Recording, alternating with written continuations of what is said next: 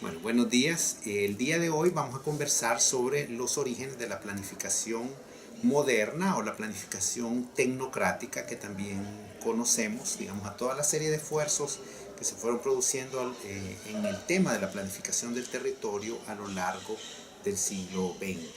Nos interesa reconocer cuatro grandes tradiciones, llamémosle así, o cuatro grandes escuelas o líneas que explican cómo evoluciona la planificación del territorio a lo largo del siglo XX. Hay que recordar que la planificación entonces es una disciplina relativamente joven. Claro, tiene orígenes remotos que podríamos trazar incluso a las primeras ciudades planificadas que tienen su origen en civilizaciones antiguas, por ejemplo, como Mesopotamia o Grecia. Sin embargo, hablamos de planificación como una disciplina pues hasta en el siglo XX. Podemos trazar entonces, como decíamos, estos cuatro grandes líneas o puntos de partida que explican el desarrollo de toda la disciplina.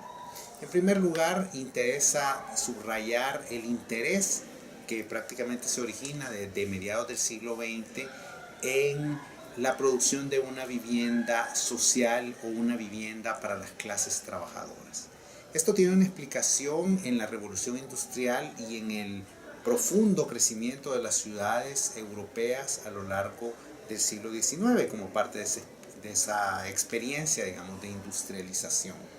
Fundamentalmente estos esfuerzos se producen en dos países, notablemente en Inglaterra, que lógicamente es el país, la cuna, digamos, de la revolución industrial, pero también podemos encontrar esfuerzos de esa naturaleza en Holanda. En el caso de Inglaterra, el interés por la producción de una vivienda social adecuada para los trabajadores arranca prácticamente en el año de 1846 con las Public Health Acts o leyes vinculadas a la salud pública. Y esto es interesante porque quiere decir que se asocia la producción de vivienda a un tema de higiene y salud pública originalmente. Y esto, claro, tiene que ver con las condiciones de habitabilidad que tenían los trabajadores en las ciudades industriales inglesas hasta la primera mitad del siglo XIX. Es decir, vivían en viviendas hacinadas, en general casas de alquiler con condiciones sanitarias muy precarias, probablemente incluso sin servicio de agua servida, de agua potable, y eso evidentemente se veía en una aglomeración urbana como un problema de salud pública, no solo para las personas que estaban viviendo en esas condiciones directamente, sino que para el conjunto de habitantes de la ciudad. Entonces empieza todo un esfuerzo de legislación para tratar de regular esa producción de vivienda destinada a los trabajadores. En ese mismo marco, entonces, entre 1875 y 1890, siempre en Inglaterra, se aprueban varias Housing Acts o leyes de vivienda y algunas más específicas como podrían ser Working Class Acts o leyes para la vivienda de los trabajadores. Estas leyes entonces empiezan a establecer estándares mínimos de tamaño y de equipamientos e infraestructuras que las viviendas debían de cumplir pues, para poder ser aprobadas para su construcción. Y esto entonces origina en gran parte una preocupación por la planificación del territorio centrada en el tema habitacional, y es probablemente una de las herencias más importantes que tenemos incluso ahora en el siglo XXI. Algo similar sucede en Holanda, donde desde el año de 1901 también se habían aprobado ya unas primeras leyes de vivienda con estos mismos propósitos, es decir, interesadas en regular la forma de construir vivienda accesible para los trabajadores. Hay y emerge ahí un interés muy importante por controlar el precio de los alquileres, que evidentemente en una condición de crecimiento urbano, de migración además del campo a la ciudad, pues evidentemente la renta de la vivienda, los precios que pagan los trabajadores por tener estas viviendas se eleva, y al mismo tiempo pues que originalmente se habían producido unas condiciones como muy precarias. En Holanda se da además otra experiencia que parece muy relevante en términos de la consolidación de la disciplina de la planificación, que es el llamado Plan de Ámsterdam Sur.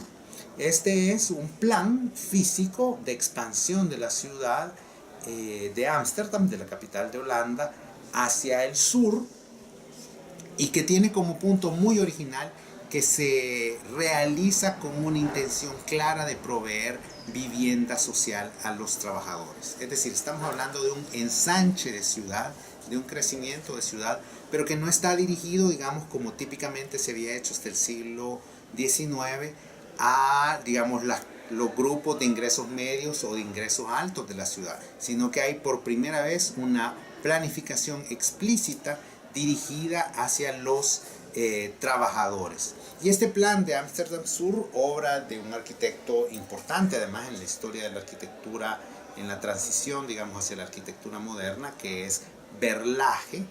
Berlage ahí plantea ya algunas ideas que son como muy interesantes. Estamos hablando de una intervención sobre 80 hectáreas de terreno, pero que en primer lugar están bien ubicadas, es decir, son 80 hectáreas inmediatas al centro de la ciudad de Ámsterdam. Y esto permite que efectivamente esta gran área urbana nueva pueda tener ciertas cualidades. En primer lugar, de buena localización. En segundo lugar, de no tapizar, digamos, 80 hectáreas exclusivamente de vivienda, sino de que incorporar dentro de la misma planificación elementos como pueden ser los equipamientos sociales, de educación, de salud notablemente, pero también espacios públicos, es decir, reservar espacios, un área importante para esas facilidades, digamos, comunes que la vivienda necesita. Y de esa manera, de hecho, en Holanda va a comenzar una tradición muy importante, que incluso la podemos encontrar hasta el día de hoy, de intervención en la ciudad para favorecer a la vivienda social y de alguna manera tener un sentido de inclusión de los grupos de menores ingresos. Y esto, como decíamos entonces, empieza a ser un sello distintivo de los ejercicios de planificación territorial ya en el siglo XX. Unos años después, en 1919, en Inglaterra, se aprueba además lo que ellos llaman la Town Planning Act, o si lo tradujéramos literalmente, una ley de planificación de ciudades o de asentamientos, que justamente ya trata de poner en orden no solo la producción de vivienda, como las leyes anteriores, sino que la producción de ciudad. ¿Qué normas, qué estándares debe de seguir la producción de ciudad, en este caso en Inglaterra? Y así pues nace una de las primeras tradiciones de planificación en el siglo XX en el mundo occidental. La segunda tradición se origina en América, particularmente en Estados Unidos. En Estados Unidos, o en la ciudad de Nueva York específicamente, en 1916, es decir, prácticamente al mismo tiempo, se aprueba la primera zonificación de uso del suelo en una ciudad. Es decir, la ciudad de Nueva York aprueba una ordenanza que regula la manera en que las parcelas dentro del ámbito urbano de Nueva York deben de ser utilizadas, y con una serie de reglas para definir en el espacio, en el territorio de la ciudad, donde se ubican, por ejemplo, los usos residenciales, los usos comerciales y sobre todo los usos industriales. La zonificación tiene, digamos, como una preocupación fundamental, y está motivada, hay que decirlo, por la protección de los usos residenciales. Es decir, los lugares donde habitan las personas, y hay que decirlo, sobre todo las personas de ingresos más altos, que evidentemente en una ciudad como Nueva York son personas obviamente de muchísimos recursos y que ya han comenzado a localizarse en ciertas áreas específicas de la ciudad. En el caso de Nueva York, particularmente alrededor de la Quinta Avenida, o de lo que incluso ahora se conoce como el Midtown de Manhattan. Es un lugar como muy privilegiado, y la zonificación lo que está haciendo es realmente proteger a esas familias de que sus lugares de residencia no puedan ser invadidos o no puedan ser disputados por otros usos, sobre todo los usos que se consideran peligrosos, como pueden ser a veces los usos industriales, que evidentemente por sus actividades pues pueden poner en peligro a los usos residenciales si son muy inmediatos, digamos, si son vecinos. Pero también hay que decirlo, busca proteger estos usos residenciales privilegiados de otros usos residenciales, es decir, de otras formas de ocupación habitacional que no se desean, digamos. En este caso, fundamentalmente, vivienda para grupos de ingresos menores o incluso en el contexto de Estados Unidos, vivienda para grupos raciales diferentes, notablemente para los negros o para los migrantes orientales o incluso algunos migrantes europeos en ese momento. Entonces la zonificación nace, digamos, con un prejuicio, si se quiere así, muy elitista, ¿verdad? Es excluir otros usos de aquellas zonas donde viven las personas de más altas capacidades económicas.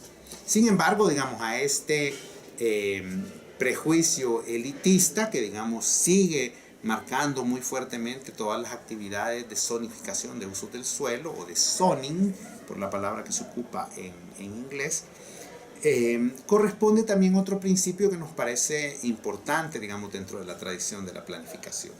Y es que literalmente se establece que el Estado tiene derecho a proteger el bien común, el bien de la ciudad, regulando las actividades de los privados en sus propiedades. Es decir, aquí se establece esa relación por primera vez de una forma muy explícita entre el poder del Estado y el derecho de propiedad privada. El Estado tiene derecho a regular la propiedad privada si es en aras de proteger el bien común. Y en el caso de Estados Unidos esto no deja de ser una regulación como muy crítica, que es disputada de hecho en el órgano judicial. Se va a demandas, ¿verdad? Se demanda a la ciudad porque se considera que con esto se está violando un principio constitucional como es el derecho de propiedad, y todo esto termina llegando incluso hasta la Corte Suprema de Justicia de Estados Unidos, que en un fallo histórico en 1926 declara que efectivamente el Estado, a través de los municipios en este caso, tiene derecho a regular la propiedad privada del suelo de esta manera. Es decir, que es válido que en nombre del bien común se regulen las actividades de los privados. Y esto seguirá siendo de ahí en adelante una disputa constante, digamos, entre el Estado y los privados sobre hasta qué punto se debe de llegar en la regulación. En esa regulación original, pues una regulación puramente de los usos del suelo, pero a medida se va desarrollando la disciplina, estas regulaciones llegarán a elementos mucho más detallados, que incluso a veces tienen que ver con el diseño de las edificaciones, con las alturas de las edificaciones, con la manera en la que se le debe dar mantenimiento a las edificaciones, con las contribuciones que los proyectos deben hacer al bienestar general de la ciudad, como puede ser a través de parques, áreas verdes o espacios públicos. Y digamos, toda esa tradición se fundamenta, digamos, en estos principios que establece originalmente en 1916, hace 99 años, la zonificación de los usos del suelo. La tercera tradición es una tradición más cercana todavía al ámbito urbanístico y tiene que ver con lo que llamamos el urbanismo moderno o el urbanismo funcional. Probablemente los que tenemos un antecedente de estudios de arquitectura, digamos, nos sentimos más identificados con estas propuestas que se originan en los años 20 a partir de las propuestas de Le Corbusier. Le Corbusier, maestro de la arquitectura moderna, de hecho salta a la celebridad, vamos a decir, internacionalmente, no tanto por sus propuestas de arquitectura todavía en este momento, en los años 20, sino que justamente por sus propuestas urbanísticas. Le Corbusier hace tres grandes planteamientos: el de la ciudad contemporánea en 1922, el de la Ville Radieuse o la ciudad radiante en 1924 y finalmente el plan vecino, el plan voisin en París en 1925. ¿Y qué es lo que hace Le Corbusier en estas tres grandes propuestas? Pues introduce realmente como cuatro grandes ideas que subsistirán también con mucha fuerza en la planificación desde aquel momento. En primer lugar, decimos que es un urbanismo funcional porque Le Corbusier quiere entender la ciudad justamente a partir de sus grandes funciones. Y él identifica cuatro grandes funciones. La función de habitar, es decir, todo lo que tiene que ver con la vivienda. La función de trabajar, y esto tiene que ver con usos fundamentalmente comerciales, institucionales e industriales. La tercera función, la de recrearse o el ocio, que justamente se considera como un derecho fundamental, digamos, que tienen las personas en la ciudad y que la ciudad puede permitirles cumplir con ese derecho. Y la cuarta función, que es circular o movilizarse justamente entre estas tres funciones principales. Entonces, esa es, digamos, una primera característica. Segunda característica es que estas funciones deben estar zonificadas y separadas dentro de la ciudad. Es decir, para que la ciudad pueda ser eficiente, debe haber áreas de la misma que deben estar especializadas en cada una de estas actividades. Es decir, al centro de la ciudad, el trabajo, en el caso de lo que es el comercio y las instituciones. En la periferia pueden estar las actividades industriales. Alrededor de ese centro, el habitar, que fundamentalmente se desarrolla a través de bloques habitacionales o vivienda en altura. Y en la periferia más alejada, todo lo que tiene que ver con la recreación y los espacios abiertos. Digamos, ese es el principio de una zonificación funcionalista.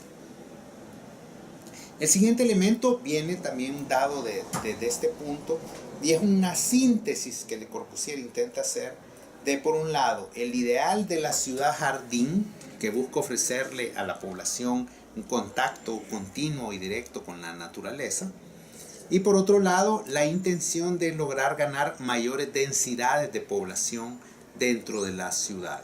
¿Esto qué significa? Que al mismo tiempo que debemos ser capaces de alojar a más personas dentro de la ciudad, hay que poderles ofrecer también más espacios abiertos. Y esta, digamos, aparentemente paradójica situación, pues Le Corbusier lo trata de lograr con sus propuestas de zonificación de la ciudad. Un tercer elemento muy importante es que en esta misma configuración los edificios, en una lógica además muy de la arquitectura moderna, son volúmenes puros que se agrupan al centro de las manzanas. Las manzanas dentro de la ciudad están definidas por las calles y el edificio ya no está a la orilla de la calle, como era la ciudad tradicional, sino que está al centro de la manzana, rodeado por espacios abiertos. Esto permite de alguna manera, otra vez, ese ideal de contacto muy fuerte con la naturaleza, incluso dentro de la ciudad, y por otro lado también responde a una idea de garantizar la funcionalidad de las circulaciones, sobre todo circulaciones que se privilegian como vehiculares. Y ese de hecho es el cuarto elemento característico de las propuestas del urbanismo funcional, y es darle mucha importancia a los medios de movilización motorizados. Y en ese sentido, la importancia de calles, de autopistas que permitan que el vehículo, que empieza a cobrar muchísima importancia, digamos, en estas primeras o en esta segunda década del siglo XX, pues pueda tener todas sus capacidades, digamos, y pueda desarrollarse dentro de la ciudad. Entonces, estas cuatro características, digamos, apuntan hacia lo que es el urbanismo funcional.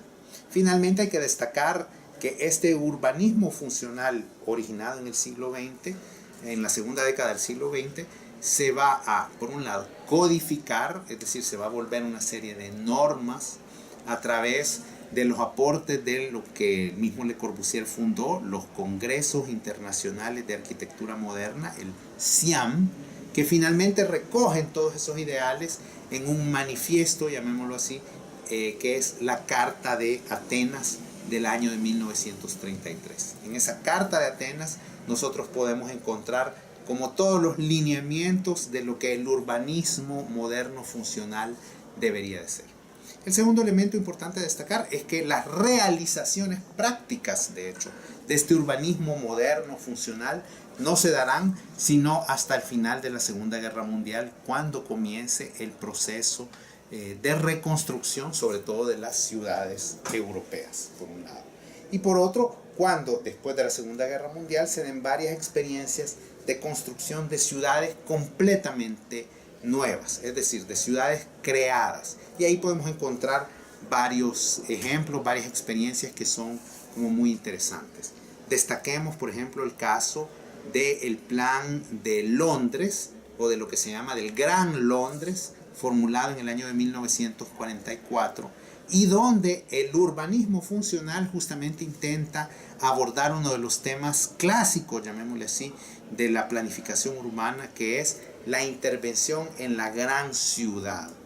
Cómo atender, cómo planificar una ciudad de crecimiento explosivo, como en ese momento lo era todavía la ciudad de Londres.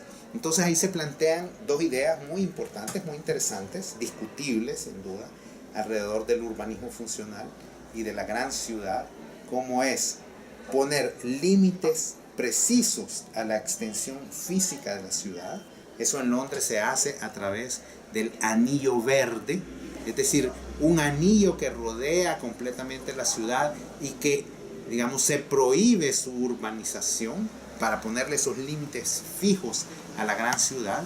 Y por otro lado, la idea de los new towns o ciudades satélites, digamos, ciudades completamente nuevas que se crean justamente más allá de ese anillo verde, y que son esas nuevas ciudades planificadas, con vivienda, con empleo, con espacios públicos, debían absorber el crecimiento de la ciudad. Y eso es lo que el plan del Gran Londres intenta hacer, y que de alguna manera también nos lleva a la idea de que hay que planificar no solo la ciudad construida, sino incluso una escala mayor, digamos, de nivel territorial, y que tiene resultados diversos, porque de hecho el crecimiento físico de Londres se detiene, pero su crecimiento poblacional no se detiene, a pesar, digamos, de esas barreras.